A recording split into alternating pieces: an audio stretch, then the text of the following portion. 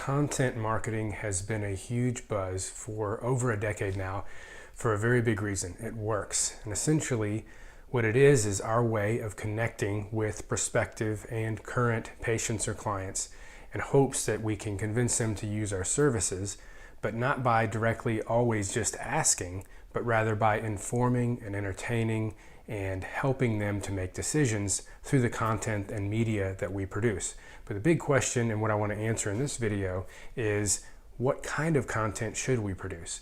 For a long time, it seemed like the biggest blogs and videos that people were producing for their clinical websites were about their clinic services, about, say, physical therapy. And I think more and more people are starting to understand that while you probably should have an article or two about that, and certainly have static pages about that, if all of your blogs and all of your videos are just about that, you're going to have a very small and unengaged audience, because ultimately people don't really care about therapy. They don't care about chiropractic. They don't want to go to the physician any more than they have to. What they care about are the activities and the lifestyle that our services allow them to do or to get back to. And so what's really important that we produce is articles and videos about those things, and not just for our website, obviously with Facebook and all these different social platforms, including YouTube. We have all these different areas where we can truly produce content marketing, and they can kind of feed one another. We can have various channels, whether it's our blog or our Facebook and Instagram pages or other social platforms, as well as YouTube. Of course, Google owns YouTube, so I know that with certain syndromes or injuries, I have YouTube videos that come up way higher than my blog posts about that same type of injury.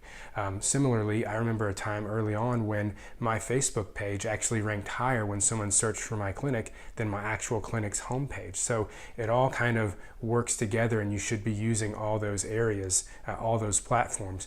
But this next evolution, and what I'm compelling you to think about, is what are the articles and videos that I could create that my target market is actually interested in? So for us, we have kind of a sub niche or target market in running. So yes, we do have articles and videos about the common causes of running injury and about different types of running injury, but that's only one small subset of what we've produced. The things that are really going to get people clicking, especially when you're posting your blogs and videos on social media, are things like the top 5 trail runs in Austin, or the most unique 5Ks in Austin, or gear, and shoe reviews. Those kinds of things that are not directly related to PT, but when someone is not able to do those things, then they're looking for your services, right? Some other examples might be, say, you're in the CrossFit niche. You might want to do some stuff on the most common CrossFit injuries, or injuries that can happen with certain deficits or weaknesses, but probably a really good series of blog posts and videos would be something like the top 3 WODs that you would struggle with if you have a shoulder injury. And then you could apply that if you have a back injury, if you have a knee injury. You could produce a ton of content where people seeing that who are really intense with CrossFit, they're like, what do you mean? Like, these are, I want to know what 3 WODs I'm not supposed to do since my shoulder's hurting, or even if their shoulder isn't hurting, they're probably going to click on something like that. Let's take another niche, say pelvic health. Maybe you could do something like the top 3 or the top 5 weekend activities you could be enjoying if you weren't dealing with incontinence, or that you can enjoy now that once you get past your incontinence issue. It's a little more of a personal thing, but if someone's dealing with that and they're limiting what they're doing in their city and not feeling like they can get out because of that very personal issue, well, that's something they're probably going to click on and read. And it's probably the type of thing that's not being posted by your competition. So think about what your target market and your niche is really going to be interested in and entertained by and informed by. Make that the majority of your content that you produce for content marketing.